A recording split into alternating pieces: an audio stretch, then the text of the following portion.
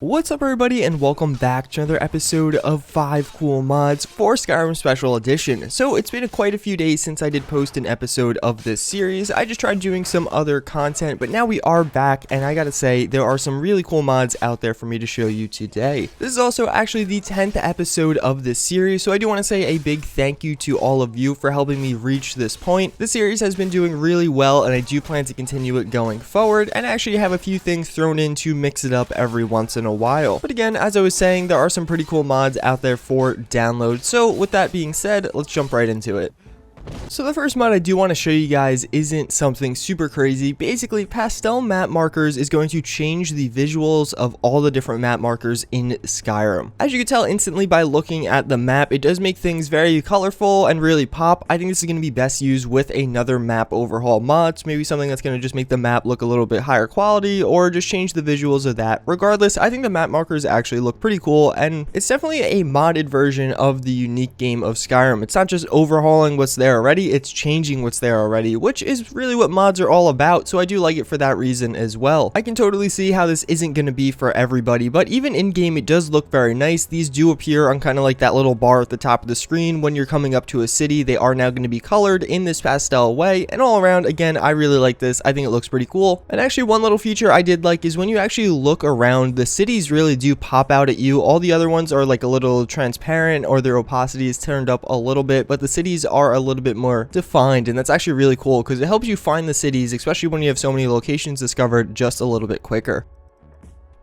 Have you ever gotten lost in Skyrim? I have. Well, I found the mod for you. Ask the Way is basically a mod that allows you to ask guards, children, or even beggars where a certain location is. This can help you find pretty much any location within a city, ranging from taverns and forages to even bathrooms. Guards will charge you 5 septims and then physically walk you to wherever you want to go, hopefully making your ventures that much easier. Personally, I think this is a pretty useful mod, especially if you're just getting to Skyrim like I am. There's so many different locations and I often find myself lost or confused in some of the big cities. Maybe you know your way around a bit better than me, but it's still a good option to be able to find things in the more obscure cities.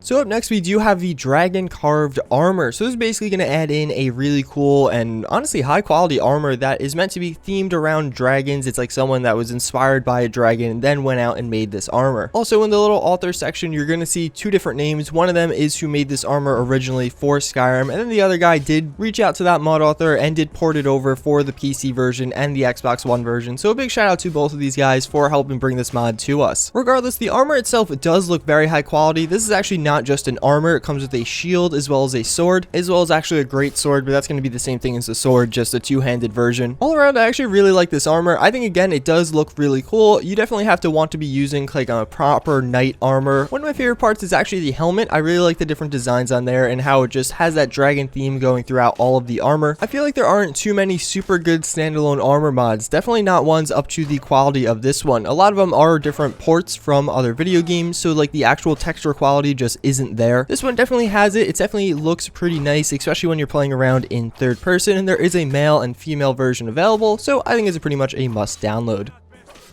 So up next we have the Nordic Carriage company. So basically what this mod is going to change is actually carriages in Skyrim. So the way it works currently is you go up to a carriage, you pay them some coin, and they'll travel you to a location, and then it kind of cuts to a cutscene and then you're there. Well, the Nordic Carriage company is going to be a mod only for those of you who really value immersion, because basically now what this mod's going to change is you're actually going to get in the carriage, sit there, and he will drive you or walk you or run you to your location. So you can sit in this carriage for the entirety of the ride. You'd actually get out or ask him to hurry up so it goes a little bit faster all throughout, but it's a very cool mod. Again, definitely going to be for those who want immersion. I think this could actually be pretty cool for like something like a survival playthrough. I know the mod author was experimenting with ways to get the carriage to go even a little bit faster to really make it a valuable alternative to some other travel options. All around, I actually think it's a pretty cool mod. Again, not going to be for everyone. You have to want to commit to this, but for those of you who do, I think this is going to be the mod to download.